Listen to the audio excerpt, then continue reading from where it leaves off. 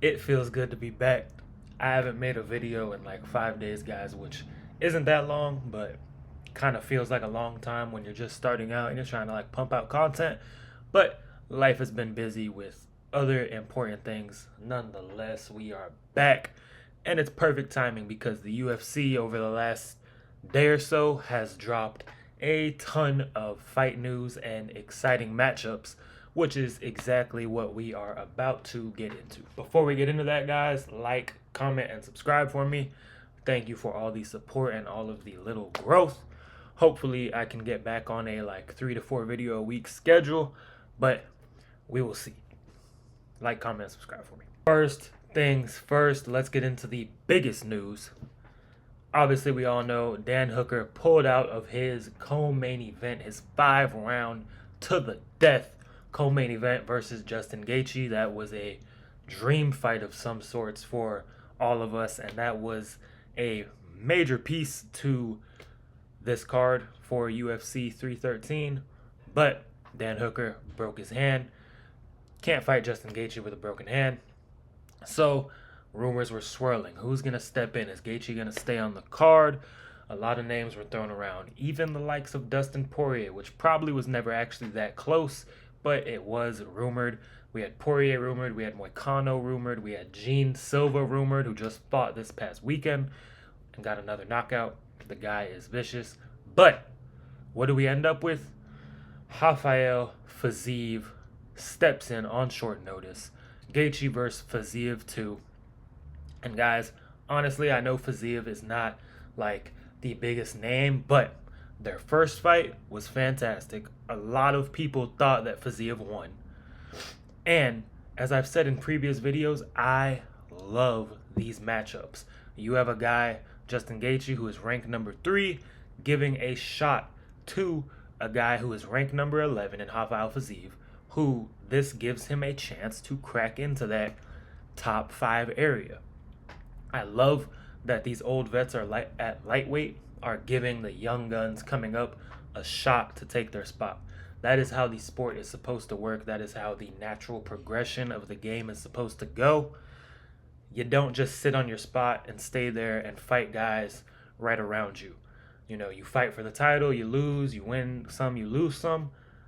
Give a new guy a shot. Let him try to crack into that top 5. See where you're at. Hold your position by fighting and giving guys a shot at you.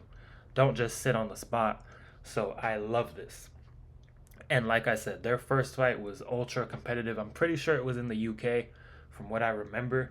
I don't remember which card it was on, like who fought on that card, but it was a co-main in the UK.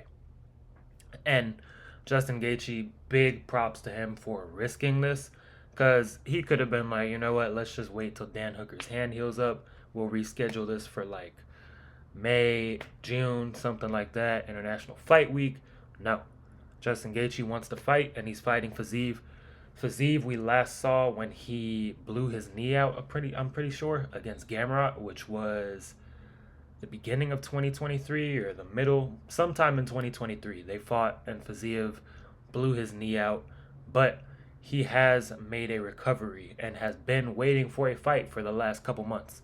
So, here's his shot. From what I understand, he is pretty ready, actually. This isn't like a super short notice fight where he's out of shape and, you know, was sitting on the couch and stepping in to fight Justin Gaethje. He's been ready. So, UFC 313, your new co-main, Justin Gaethje and Rafael Fiziev 2. Gonna be a banger. Not Dan Hooker versus Gaethje, but gonna be a fucking banger, and I can't wait. Next up, let's get into this. Jamal Hill versus Khalil Rountree to headline UFC Fight Night April 26th. Where is this at? UFC Kansas City. And they announced a couple other matchups that we'll look at real quick. I think this is going to be Anthony Smith's last fight. Giga Chikadze versus Onama. I forget Onama's first name, but he had that sick fight with Nate the Train, and then he had another great fight. Every time this guy fights, it's fucking action-packed. So this is a shot for him to get into the rankings. He is super skilled. His last fight, he fought someone on short notice. I can't remember who. Michel Pereira versus Magomedov. That is a good fight at middleweight. Pereira has shown a lot of promise at middleweight, but he's kind of in that 10 to 15 range. Hasn't quite been able to get in the top 10. Alaskarov versus Muniz. That's a great fight at middleweight too. I think this is Alaskarov's first fight since losing to Robert Whittaker. So that will be a great one as well. But what are we here to talk about? Jamal Hill versus Khalil Rountree. Jamal Hill coming off of the loss to Yuri Prochazka, where he was TKO'd. That was back in January. Yeah, he looked good at points against Yuri, but overall Yuri did the most damage and looked the best in that fight. Yuri's defense looked a lot better. Jamal, it's weird because he has power. His footwork is awkward. Like, he has very sharp striking at times, but he honestly looked a lot slower than Yuri. That is the biggest takeaway I had from that fight. And it's kind of gotten people to question Jamal's shape a little bit. You know, he has the dad bod. He comes in with a little bit of a belly. You know, could he improve his strength and conditioning? Honestly, this is a fight that'll tell us a lot about where he is at. As well as Khalil. Khalil is coming off of the fight against Pereira, though. His stock is at an all-time high. He is ranked number 7, but he did take 2 rounds off the champ. He knocked him down. Like, Khalil had an amazing fight. In a losing effort, he looked fantastic against Poatan. I don't think people expected it to be as competitive as it was. This is going to be a little bit of a crossroads. I don't see Jamal Hill getting a title shot off of a Rountree win. Because even a guy like Yuri is ahead of him. He'll probably have to win 2 or 3 if he wants another rematch. But considering how competitive the Poatan fight was until that 3rd and 4th round, Khalil might be right back in the mix for a title shot if he beats Jamal Hill. But I think there's a lot more to learn about Jamal Hill than there is Khalil. I think Khalil is more of a finished product, and his style is effective. Obviously, he can always improve, but Jamal, we need to see something a little bit different in this fight that's going to make us, you know, want to believe he can compete with Yuri and Alex. But great fight to headline a UFC fight night. Last but not least, just another sick fight being added to UFC 314 in Miami. I am in Florida, and I would love to go to UFC 314, but we're going to have to see how those tickets are looking a little bit closer to the fight. Bryce Mitchell coming off of his crazy comments versus Gene Silva.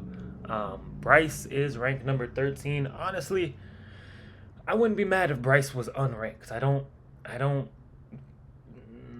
there's a couple guys at 45 who I think maybe should be in the rankings outside of him. But what was Bryce's last fight? Was it the Josh Emmett knockout? No, he just TKO'd. Well, not even TKO'd. He just knocked out. Who's the motherfucker? Gracie. God damn it, guys! You know who I'm talking about. Bryce was in his guard, hit him with the nasty elbow. Crone Gracie. He just knocked out Crone Gracie. Okay, so he's 2-2 in his last 4. Lost to Ilya, obviously, which no shame in that, as we've seen. Beat Dan Ige. A little surprised with that one. And then got absolutely flatlined by Josh Emmett. Scariest knockout I think I've ever seen. Comes back a year later and knocks out Crone Gracie. And honestly, that fight was tailor-made for Bryce because Crone was not going to do anything to him on the feet, and Bryce is good enough on the ground in MMA to not let Crone just take over from the bottom, and we saw what happened. So I do like this matchup though. This is a great fight, and it's a chance for John to crack the rankings. Honestly, I'm picking him over Bryce, and I think he is probably going to be a pretty sizable favorite, um, because Bryce is vulnerable on the feet, and I think Silva is good enough on the ground to not just get taken down and mauled by Bryce. But like I said, another sick fight added to the main. It might not be on the main card actually. This might be like the prelim headliner. But either way, another sick fight added to UFC 314. That is it, guys. We have 3 fight announcements, 3 pretty sick fights: Gaethje and Fiziev, Rountree and Jamal Hill, and then Bryce Mitchell versus Gene Silva. Big announcements. Let me know what you guys think about all of these matchups. Like, comment, and subscribe for me. That is all I got for you, and I will see you in the next video.